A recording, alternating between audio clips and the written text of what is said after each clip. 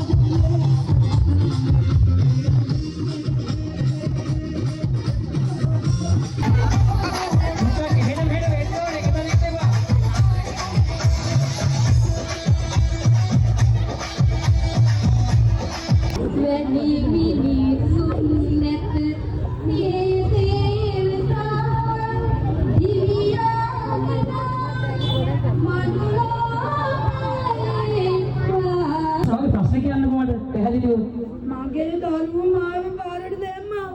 මට පිස්සු හැදුනා. යන්නේ නමක් නෑ මට. මම මේ දැන් යන්න දෙයක් හොයනවා. යන්න දෙයක් නෑ. හරි. ඒකද වක්මහවුලට ආවා. මොකද? වක්මහවුලට ආව ඒකින්ද?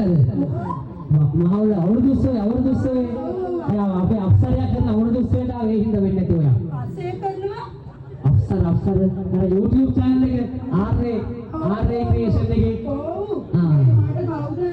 ඔයාගේ හෑන්ඩ්ෆෝන් එක දෙක තමයි දකින්න නැත්තේ නේද? නෑ. ෆෝන් එක නෑ.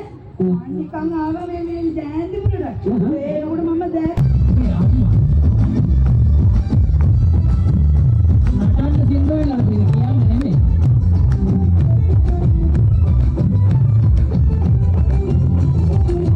වෙනෝනේ අවස්ථාවේ අනිවාර්යෙන් සතුටු වෙන්න ඕනේ. ඉතින් සතුට අපේ අම්මා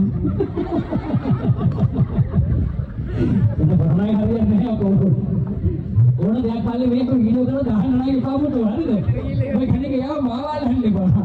හරි? ඔව් රසන නම් ඒවා අනේ බලන්නේ. අයියා කෙනෙක් මොකද වෙලා ගියා? කම්පොච්චේ ඉඳන් ආවේ අයියා. කුමාරි වෙලා. අපේ අම්මා කම්පොච්චේ ටීම් වලින් මට තේරුන්නේ ඇත්ත? අනේ මන් දන්නවා වෙන අපේ කම්පොච්චක් නම් නෙමෙයි ජයන්තිපුර. නේද? තඹාන නම් කම්පොච්චේ.